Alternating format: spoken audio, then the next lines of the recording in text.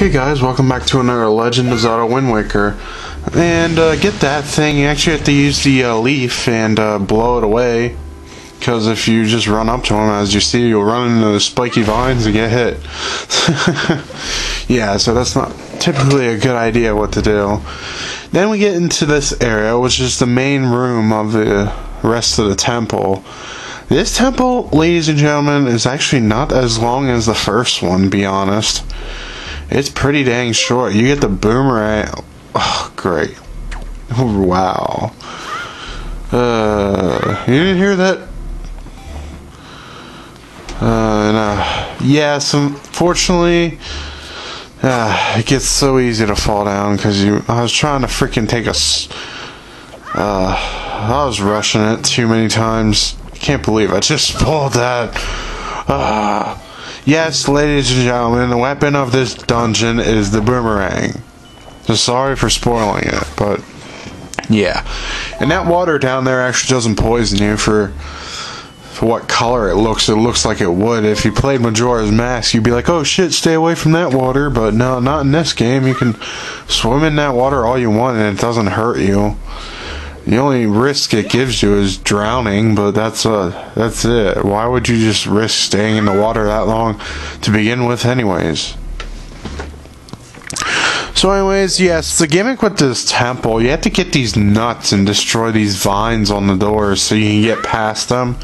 So you're going to see a lot of those damn things blocking the doors. Instead of the use of keys, you need to destroy those things most of the time.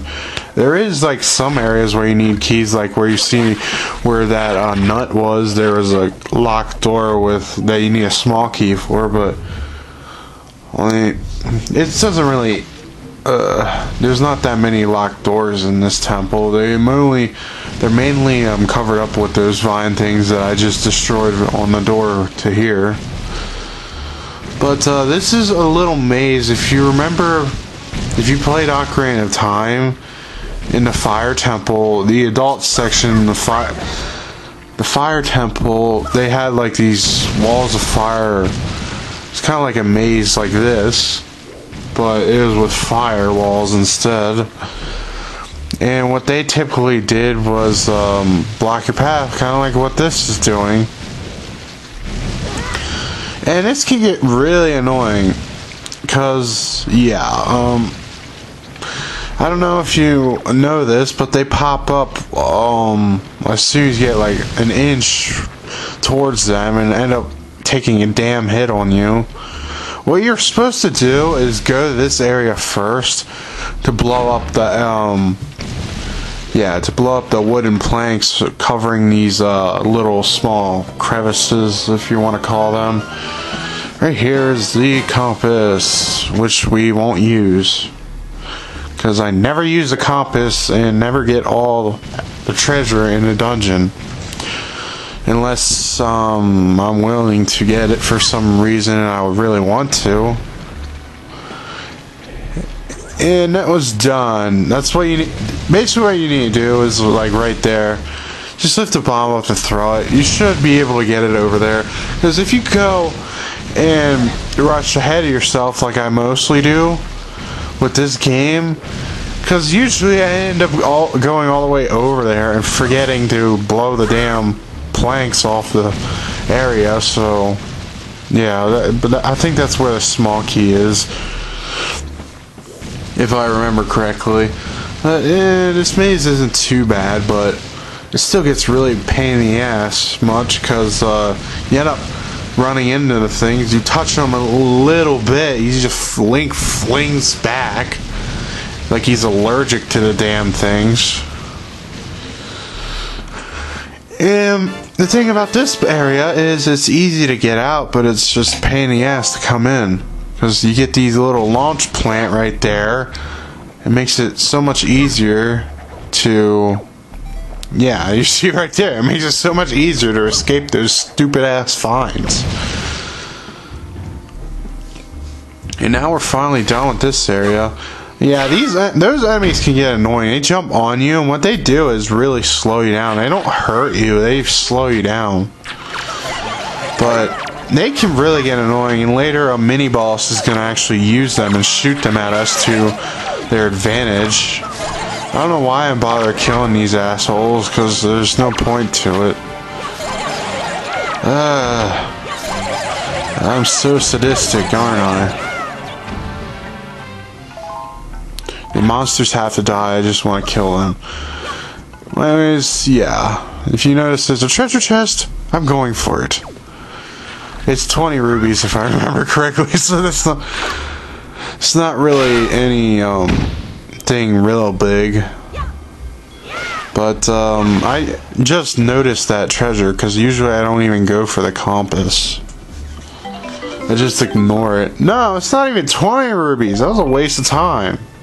That's even more of a waste of time. Why did I even go for it?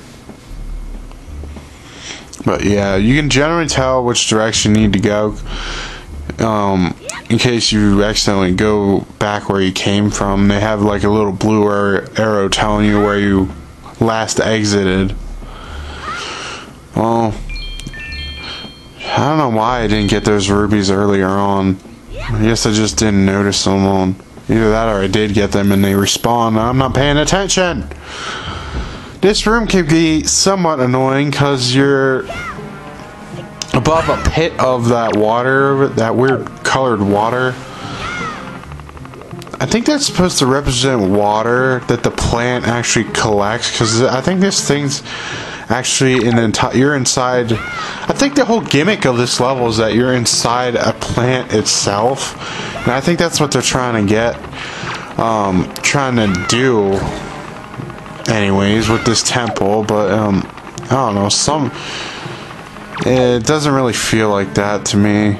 Well, I guess it sort of does, but it's doesn't seem like we're inside a plant. It just seems like we're inside a forest with poisonous water when the water isn't really poisonous. Yeah, and those enemies shoot those little freaking spiky things that don't even hurt you. Herbe! Yes, you need them. Can't stress enough, people. Can't stress enough. Another deku sprout. So this level throws a lot of like forest related enemies at you, like plant related. They had to do with some sort of plant, and I end up missing that. Come on, you scoot the other way. Yeah, there's nothing to really be said. This temple is like there's nothing really much to talk about this temple. It's pretty simple. Right there, there's actually a little trick to opening that door, but later we'll open that door a little bit later. And yeah, this probably didn't tell already, but you can tell that there's either a mini boss or a boss. Well, a mini boss. I'll just say that it's a mini boss if it fades to black. I don't know why I said fades, but yeah, you get this huge-ass moth-looking thing, which isn't really it's not too much. As long as you use the action commands, you can avoid it right away. So what you want to do is cut its wings off. Each time you attack it, you end up doing damage to its wings.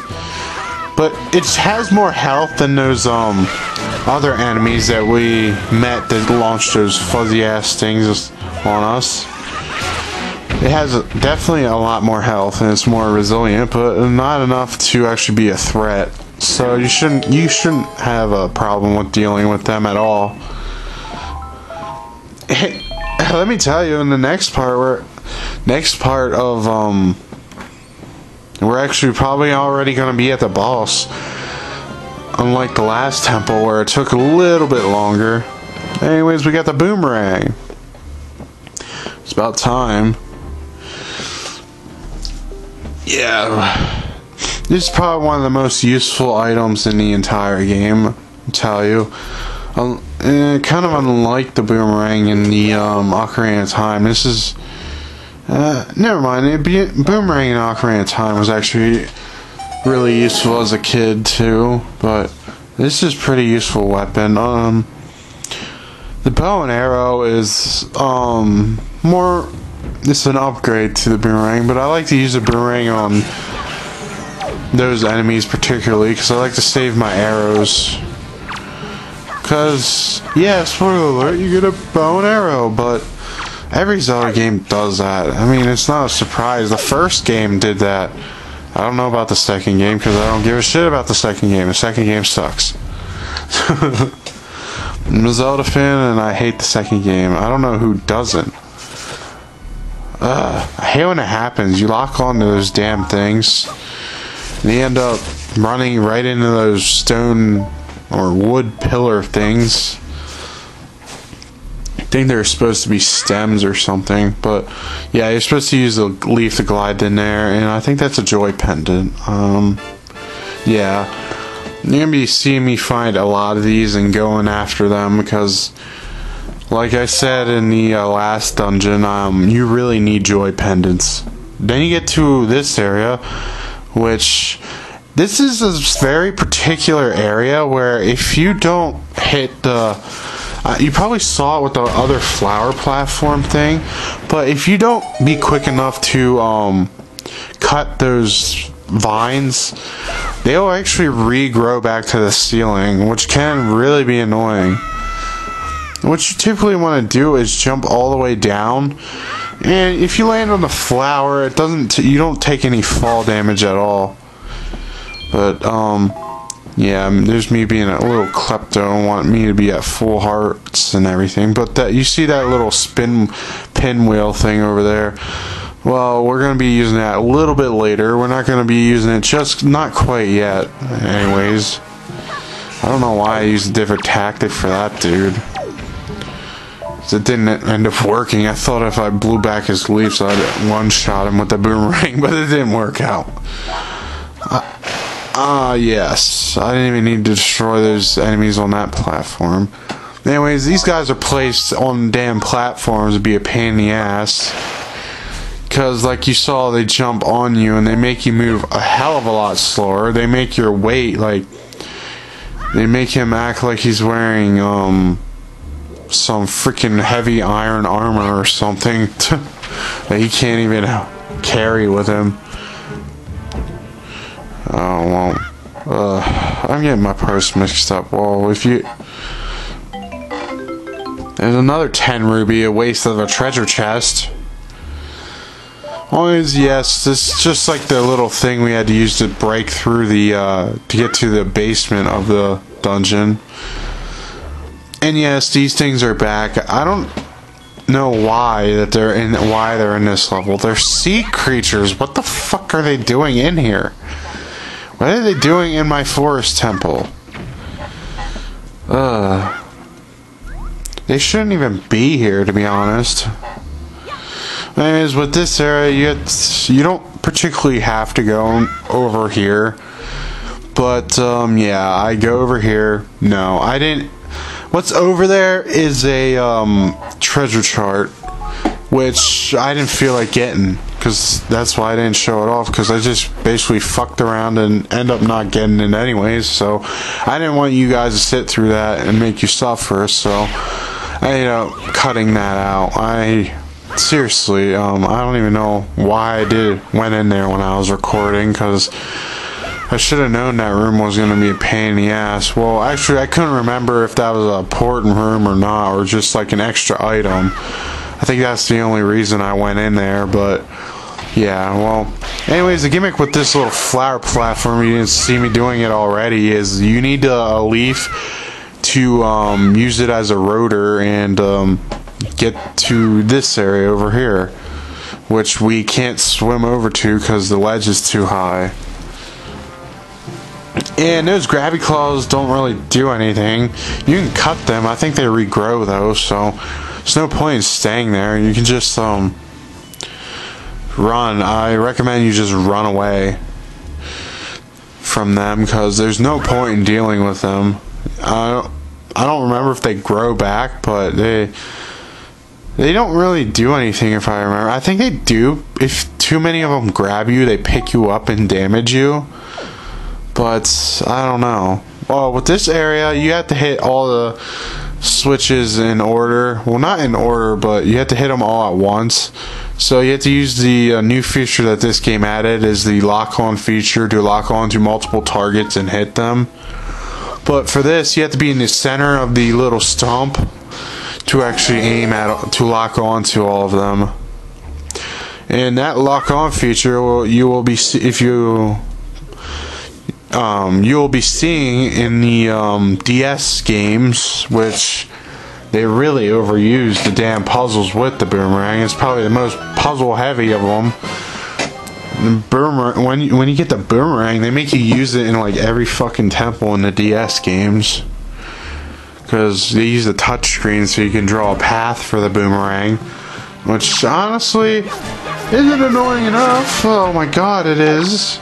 I'm just being a little sarcastic there, but yes, after you get the boss key, you get these dumb dimwits, and they're not much of a threat. They don't even take that much to go down. I mean, their AI is so retarded that if they see their weapon, they'll drop whatever they're doing and just freaking go after it, and making them wide open to attack. Oh, I'm at 200 rubies. Well, anyways, yeah, 200 rubies is the max amount you can carry in the first wallet you get. Later down the road, we're going to find out how to get the newer wallets. Yes, I'm going to be showing off all the great fairies, if I remember. I think I get all of them. You guys can correct me on that, but yeah, I'm going to get most part all the great fairies, because they actually are really useful. But anyways, that's the end of the part. I'll see you guys in the next part, where maybe we'll be finishing this dungeon. I can't say that for sure, but yeah, I'll see you guys until then.